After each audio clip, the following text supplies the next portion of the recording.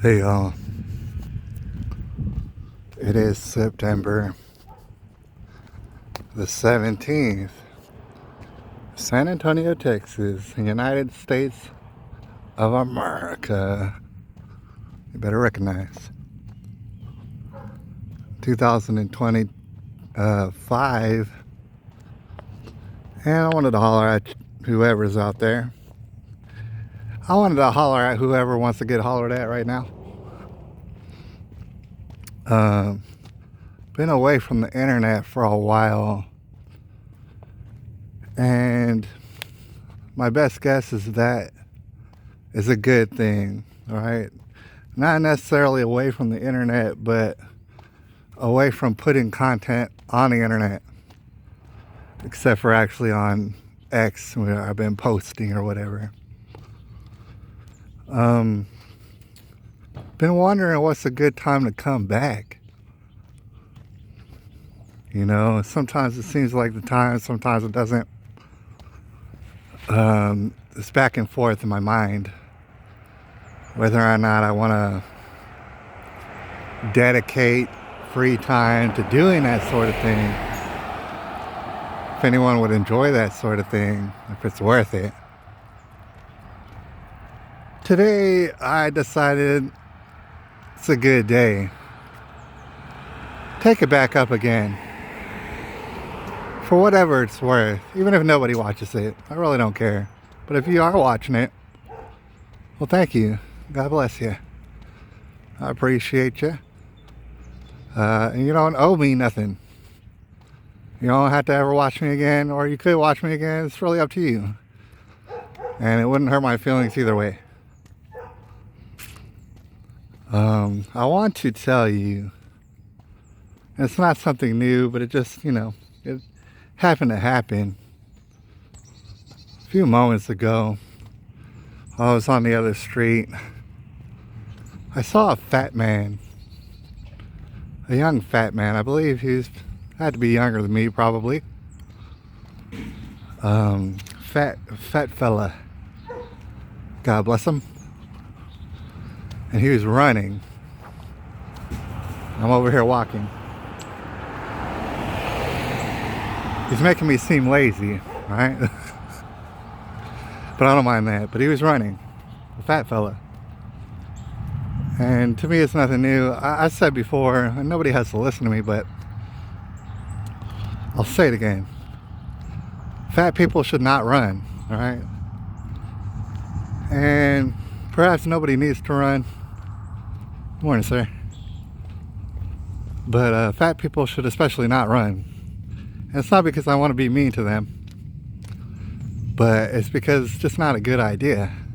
I see it not be a good idea. And, I would tell them something, but people don't want to hear from a stranger. Tell them, hey, stop running. What are you, dumb? So I let him be about his way. The reason why fat people shouldn't run is because they're too fat to run. You shouldn't do that.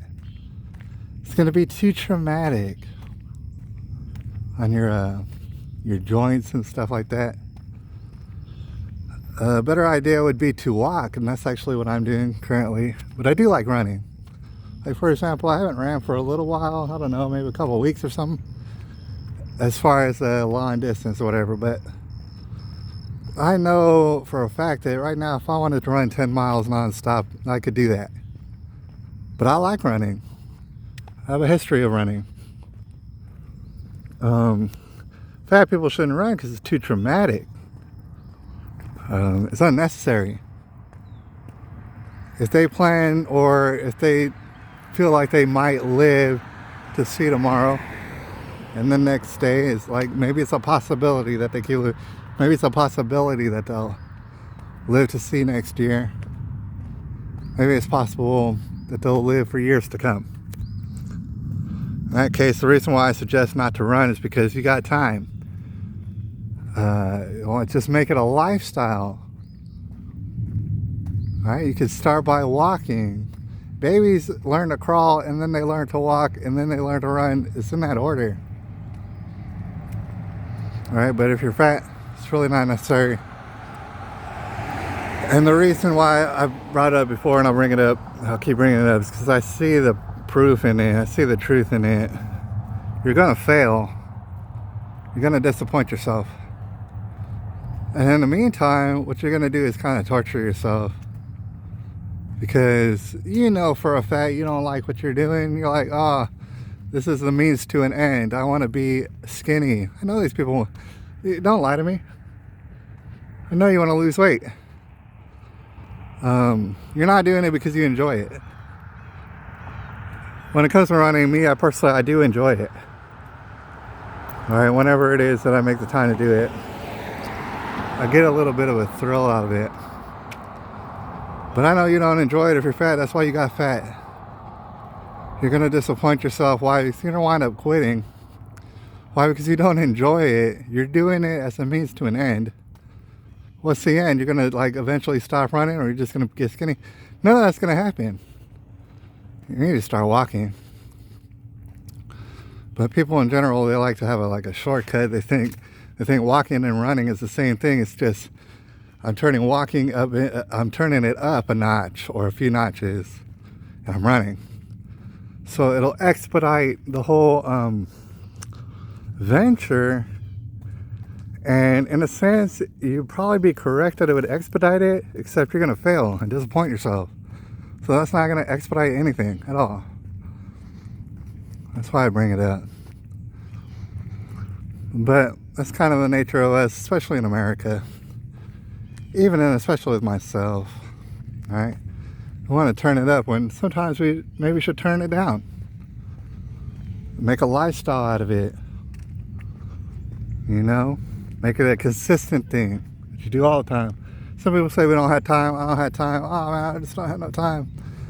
We all got the same amount of time. It's just how efficient with our time that we are. I think this is a nice time, fairly appropriate time, for me to mention that right now I do have the time. You know, I've had the time to kind of step back and observe myself. I've made the time for that. How come? It's because I got fired. I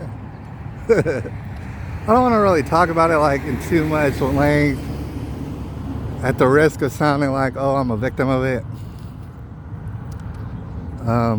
As I look back at it now, I'm glad that I did get fired. You know, because it has given me this time that I've been blessed with to step back and really look at myself. And without, being long-winded about it, let me just say that there's nothing scandalous, like nothing, I didn't do something bad and then got caught for it and then I got fired or anything like that. Just so that you know. And I also have no beef with anybody, to include the guy who fired me. Actually, I seen the guy who fired me, shortly thereafter, and we like had a short, peacemaking or whatever.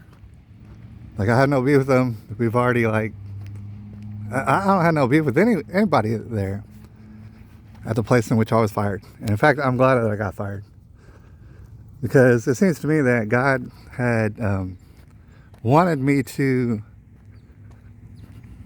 go somewhere else, And in this moment, I'm realizing that God had wanted me to step back and look at myself and really analyze myself. I do have issues, and I have, for example, health issues that I'm really, really beginning to understand. I'm damn near 40. I've been on this earth for a long time, but never really understood these issues that I have.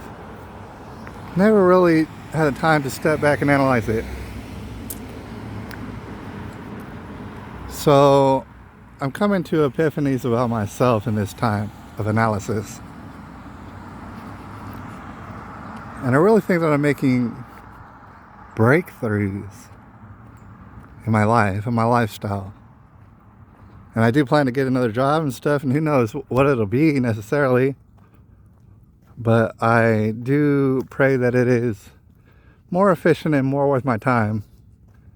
As much as I was like all right with my job that I had, in the back of my mind, it did strike me that it wasn't exactly worth my time. It was just me trading time for money, which is what most people do. And of course, the next job I get, it will also be trading time for money. But perhaps it'll be more fulfilling to myself. Perhaps I'll find it more worth my time, more fulfilling and purposeful in my life. So in the meantime, before I get this other job, whatever that I'm looking at, good morning, sir. I do have this grace period to just kind of analyze what I would like to change about my life. And it kind of hit me last night actually. And what I did is I unsubscribed from lots of people on X. And also I plan to do so on YouTube and stuff like that. I really don't like YouTube. But it's got a hold on me. Why? Because I let it have a hold on me. And last night, I was getting fairly distracted because I really had nothing to do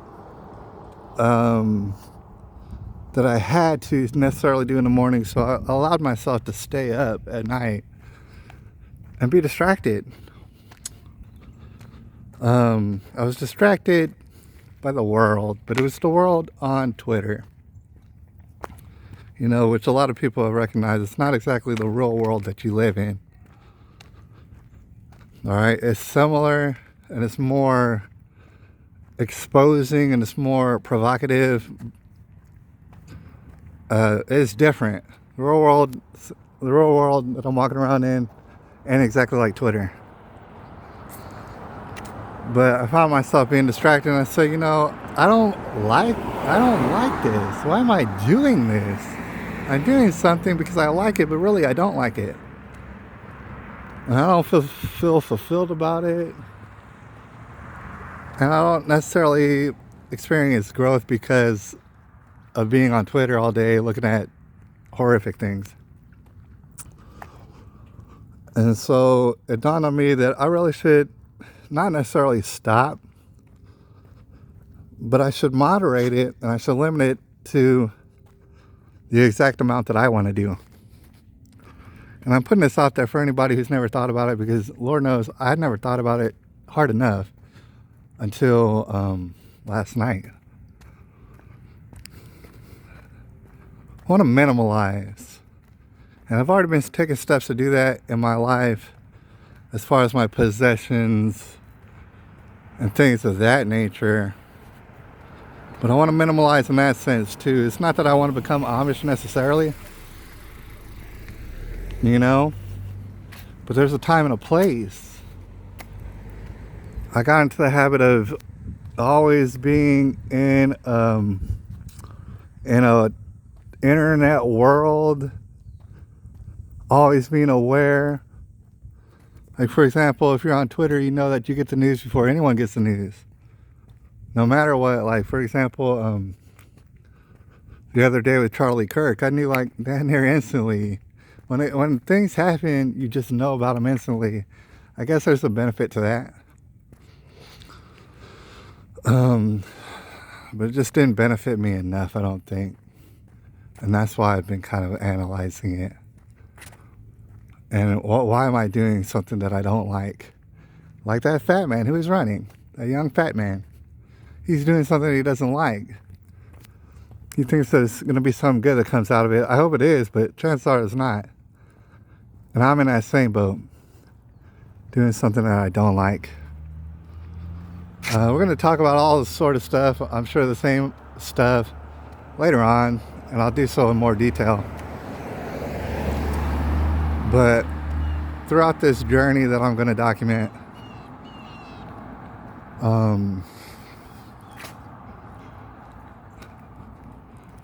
there's certain things that I do definitely wish to improve in my life. For example, I have a bad problem with sleep apnea. All right, without describing it too much, I didn't know I had sleep apnea until sometime this year when a doctor told me. I had no idea. Do I know that I snore? Yeah, I do. I've always snored. Did I know that it was sleep apnea? No, I really didn't. I had to have someone tell me. Alright. And one issue with my sleep apnea that I've noticed is that I wake up tired. And I'm talking about all the time. And, I just kind of took it as a normal thing. Like it's normal for me to wake up tired. But, recently, within this past year, I did start to wonder, what could I do to wake up not tired? Is that even possible? I started to wonder myself, is it even possible for people to wake up and not be tired when they wake up? Because, for example, I've heard countless people in my life tell me that in their American lifestyle, they wake up and they're out the door in 30 minutes and they've done everything that it takes to be prepared for the day. Within 30 minutes, they're out the door and they're going to work. In my experience, that is impossible. It's not even, it's kind of laughable. Because me personally, although I never hit the snooze button, I don't have a snooze button. I never hit one. I'll wake up and I physically do not sit up for at least like 20 minutes. Why? Because I'm tired. I wake up tired. And I know personally that that's actually doesn't have to be the case, because for whatever reason God showed me that it doesn't have to be the case. There's 2 times in my recent memory that I can even remember in which I woke up and I was awake. Right when I woke up, I was like, well, I'm awake. Let's start the day. Just popped right up. So it's time to start the day, I'm awake. 2 times that's happened to me that I can remember. I know it's possible, but for some reason it doesn't happen. So one trick that I've used to kind of get myself awake, to try and encourage my wakefulness, it's not physical, because physically, like I said, it's hard for me to even get up within 20 minutes. So one thing that I've done is I'll turn on Spotify or something. I'll start listening to people. And I've noticed that listening to people gets my mind kind of working and functioning. Start to get a little running head start. And then after a while, I can physically get up. It's interesting to note that after I have successfully gotten up, I personally have more energy than the average person. I can see it. It's very significant. It's very noticeable. I noticed that if people are low energy, they're like Jeb Bush. People are low energy typically on average compared to me. And on a side note, I realized that this is just how my body has adapted to literally always being tired. It's the norm for me to be tired. But I have more energy than most people, and this is without energy drinks. I don't even drink energy drinks hardly anymore. I've done it. I do enjoy them. But I just don't do it. I don't need it. Everyone who else I see, down near half of everybody who I see, they chug down energy drinks on the daily. They need it. Me personally, I don't need it. Because after that first stage in my morning, I turn on the Macho Madness and I'm switched on for the rest of the day. And what I didn't realize, and I'm starting to realize now, is that actually this was the main factor in causing my high blood pressure, which if you Google it, research it, if you have sleep apnea, there's a good chance that you have high blood pressure because of it. So, I do. But like I was saying, it's a trick to listen to people, because it would get my mind kind of on a head start. And then I would be able to quicker get my body going and then get my day going. I didn't do that this morning. I purposefully did not do that this morning. Because I realized last night that it's a time and a place every day to listen to folks. It's not that I don't enjoy listening to folks on the internet. Yeah, I enjoy it. I don't think I'm going to stop as long as I have the internet. But it's a time and a place. In the morning, it's not really appropriate. It really isn't. I realize I don't enjoy it. Yeah, I was using it as a trick to wake myself up. But I really don't enjoy it.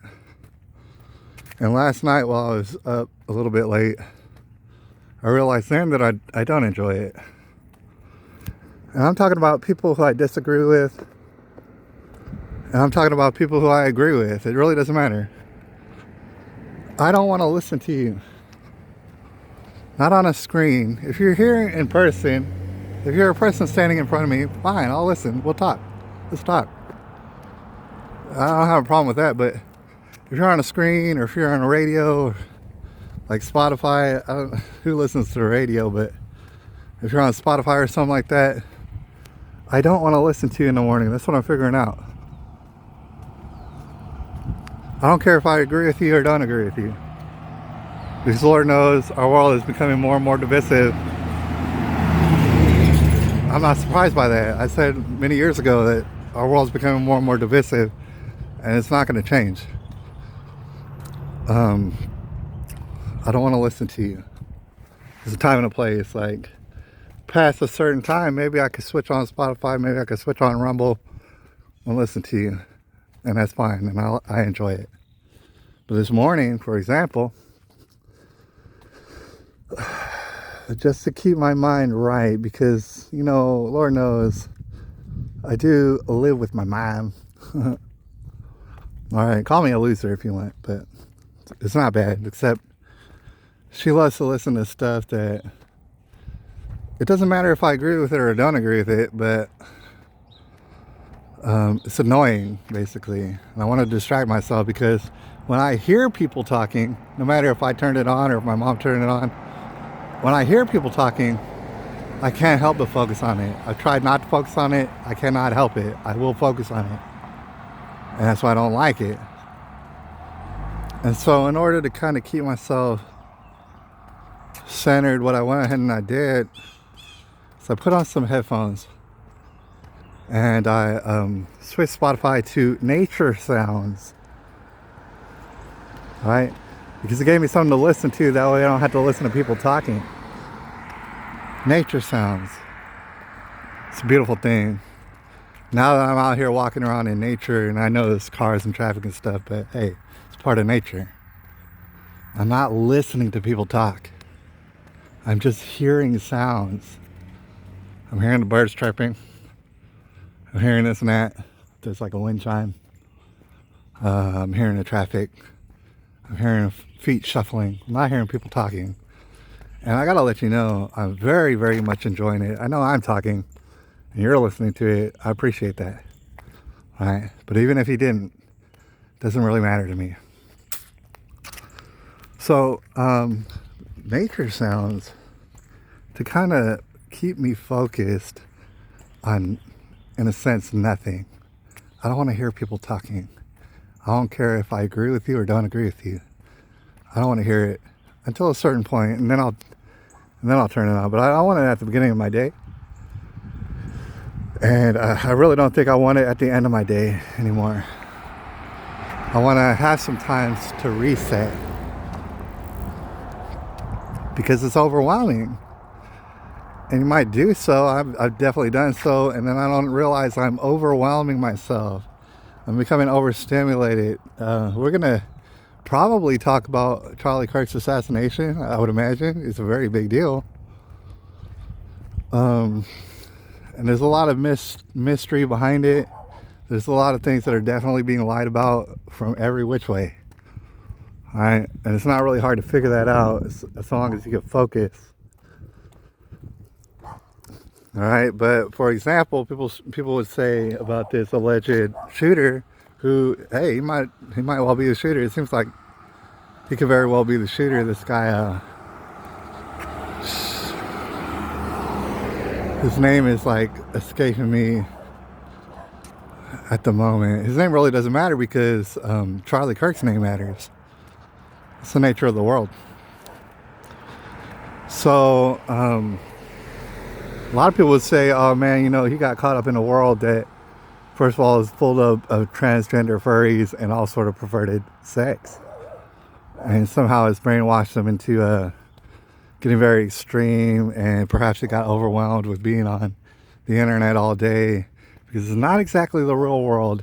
It's not like touching grass, which I'm doing right now. Look, can you hear it? It's not like that. It's not like experience the breeze. A lot of these younger folks are on the internet endlessly, ceaselessly, and it might overwhelm them, might overstimulate them, and hypothetically, it might get them to shoot you in the neck. All right, like they're murderous and they don't have no idea about consequences. Well, but I'm over here doing kind of the same thing, right? If I'm always consistently plugged in, gotta unplug.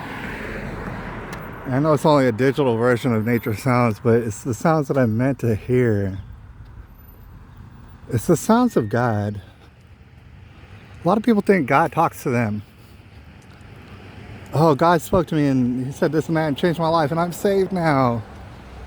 I saw it the other day. I'm saved now. It's like a feeling. I can't believe this feeling. I'm super saved and Jesus saved me. Lord knows the Charlie Kirk situation. It's having a lot of people feel very saved. So the kind of people would be like, oh man, God talked to me and he said this and this and this and this and changed my life. Hey, maybe that happened and God bless you. I can't say that it happened or didn't happen, but what I can tell you from my own experience is that God is not going to talk to you. And you might hear God and God might tell you stuff and it might change your life and have you feeling all sort of good feelings. Somebody's talking to you, but it ain't God. I promise you that. All right, if you're going to listen to me at all, but I don't need you to listen to me. God's not going to talk to you in words. He does not do that. Maybe he did that in the Old Testament days. We're in the New Testament days. Shout out to my older brother, Jesus. He is the number one son of God. He's like the most favorite son of God. That's for sure. And then others are children of God. All right. Like I hope myself would be. But Jesus definitely at the top. And he created a new world. Beyond the New Testament. It's like Old Testament days, New Testament days. We're definitely into the New Testament days. In New Testament days, God does not talk to you. He doesn't have no reason to talk to you. In the Old Testament days, maybe he had a reason to talk to you because he really wanted stuff to be like clear, because the things of this world are very unclear sometimes. But he went ahead and he clarified everything with Jesus. Everything is crystal clear now. And it has been for thousands of years. And it's for this reason that God does not talk to you. He does not have to talk to you. Everything is crystal clear. Alright? But people, they hear God's voice and they're like, oh, God told me to do things. You're hearing somebody's voice. Right? But I wouldn't trust it for anything at all. But God bless you on your journey, whatever you're doing. I believe that God will speak to you without words. And one example of that is through nature. Perhaps the birds communicating with each other about this and that, but I don't understand it, and nor do I want to. These are just beautiful sounds. This is God talking. The sounds of nature, not my voice. But everything that's not a human voice, which will lead you to believe that a human voice is very susceptible to breathing the words of the devil, right? Maybe I'm doing that right now, maybe I'm not. I couldn't tell you. It's very susceptible to that. Sounds of nature, to me, that's the voice of God. That's one example. And that's why I did that this morning. I haven't listened to anybody yet, but I will. When I cut off this camera and I'm done talking, when I get back to the crib, perhaps I'll listen to people, and that will be the time and the place for it. And I will enjoy it, I'm sure. There's such things as music. I still enjoy music. I love to listen to it, but there's a time and a place for it. Music is a thing that comes from humans. All right, and it could be used for good and it could be used for bad. Either way, I enjoy it. I'll listen to death metal right now and I enjoy it.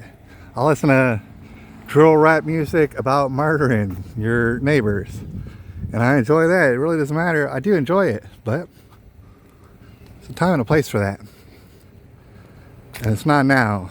I'm in charge. It doesn't have a hold over me like that. Yeah, I can enjoy it. No, I don't have to live under Sharia law. No, I don't have to necessarily be Amish. But there's a time and a place.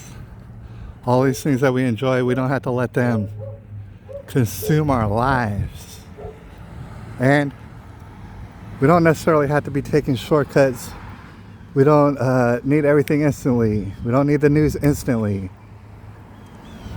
Because the news probably shouldn't be changing our outlook on things. There's plenty of young folks right now who listen to the news and become obsessed with Palestine. For example, that's one example. They become obsessed with it, dude, and that's the only thing they think about. And if they think about it long enough, they'll want to murder anybody. They'll vouch for murdering anybody, to include Charlie Kirk and their own mothers. They listen to this stuff long enough, they become overwhelmed with it. They don't realize they're not in control of themselves. They start thinking about Palestinian children and women and all this sort of stuff. And soon enough, they want to murder like everybody. They don't care. They'll laugh about it. They'll dance about it on TikTok. And let me just say, as I've said before, those people who govern Israel, and perhaps in our country too as well, but more so Israel, and everybody's realizing it, savage terrorist barbarians, right? There's no other way to describe them. They are the worst. They are definitely worse than Hitler, all right? If you had to compare them, I guess. They are no good. They're bad news, right? So it's not that I'm saying, oh, the Palestinian children and women should be slaughtered, and chances are they're going to be slaughtered till ain't none of them left. I'm not saying that's a good thing, but I do recognize how becoming obsessed with it, at a certain point, it's going to make you celebrate murder. Basically, you're gonna love it. You're gonna revel in it. You're gonna bathe in it. You're gonna cheer for it. You're gonna dance for it on TikTok. All right. And so I think I've talked long enough. But let me finish by saying that this is a thing. This is a divide. A lot of people are seeing. Since Charlie Kirk's assassination, kind of a wave of, say, Christian excitement, exuberance, if you will. I see it as well, and I appreciate it. That's good. But I do want to leave off on a note, is some people think, oh, well, that's going to save us. Finally, Jesus has saved us and has turned us around, and we're really starting to get clarification in our lives of what's important, what's not important. Human life obviously is important, and we should not be celebrating people's assassinations, no matter if we agree with them or don't agree with them. I do appreciate all that. There's people out there who think, well, it's going to turn our country around. In a sense, it will. In a sense, it will. But I do want to say, from my perspective, from what I'm seeing, it's not going to do anything but divide even more so. Jesus said he came to divide. It's only going to divide even more so. And the people on the side of like assassination and stuff like that, they're only going to become more perverted. They're only going to have even more perverted the sexual encounters and all sort of furry transgender sex and all. And it goes even further. Lord knows. It goes further than that and starts involving children. And the sacrifice of children has always done that. So what I want to say, even though it's like I'm working on my lifestyle and my serenity, if you will, and I think that it's very important for myself individually, I can tell you for sure, not only are we in a civil war here in America, and it's pretty much goes for the whole Western world and probably outside the Western world. Not only are we in it, but unfortunately, as I've been informed from God, we've been in a civil war for years. And I've been telling people we're in a civil war for years. And people been laughing at me, or people been scoffing and saying, oh, so, and they think about the first American Civil War. And they say, oh, what, is there blood running in the streets? Oh, it's this and that. Or people coming in big groups and fighting each other to the death or stuff. It's not a civil war, they say. And, sometimes I say it, sometimes I don't, but without being too wordy, I let them know whether or not they want to hear it. The Civil War, that's what, all that bloody blood running in the streets, big groups of people coming together to murder each other, that happens at the end of Civil War. Even if it takes years of constantly murdering each other, that happens at like the final 10% of Civil War. That's what happened in the previous Civil War. All those battles you're hearing about, that's the final 10%. The whole 90% that they don't talk about in the history books, the whole 90% before that, you're seeing the tip of the iceberg. The whole iceberg, there wasn't that kind of violence. Like, it wasn't that official, but it was a civil war, that's for sure. We're in a civil war.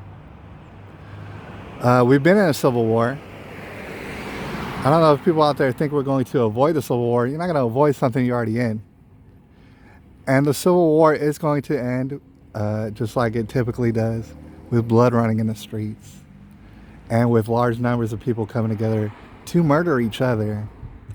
This is without a doubt going to happen. I know people don't want to think about it because that's bad for their children. It's without a doubt going to happen. That's for sure. Like, you don't have to believe me. I'm just telling you what I know for sure. That is definitely going to happen. And so I'm thinking about that as well. All right. Me personally, I don't care if I live to see tomorrow, to be honest with you. But however, if I do live to see tomorrow, I want to be proficient with a gun. I want to be able to shoot people who want to shoot me, just because, I don't want to just lay down and die necessarily. I will be forgotten. And, pretty quickly. I would rather not have to shoot anybody ever or kill anybody ever. I hope I never had to do it. I pray to God I never had to do it. Civil war and blood running in the streets is definitely coming. That's for sure. Why? Because people cannot escape this divisive world that they found themselves trapped into. You're not going to escape it. All right? I'm not going to escape it. So in the meantime, I might as well really come to enjoy this world and the benefits of it and the beauty of it. I might as well really focus on that. And if what it means is that I had to take off my focus from everything else, well, that's what that means. And I thank God for the realization of that. Anyways, I'll holler at y'all next time, probably pretty soon. And thank you for listening. And I hope that you've gotten something from it. What I'm telling you about, what I'm attempting to teach you about right now, are things that I have just learned. I'm not like some genius or expert or anything like that. But since I've learned them, I've come to realize them, this is what I want to share with y'all. It's a trap. We're in a trap.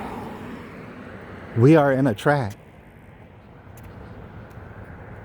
And perhaps we can overcome by our own cognizance. I'll holler at y'all a little bit later.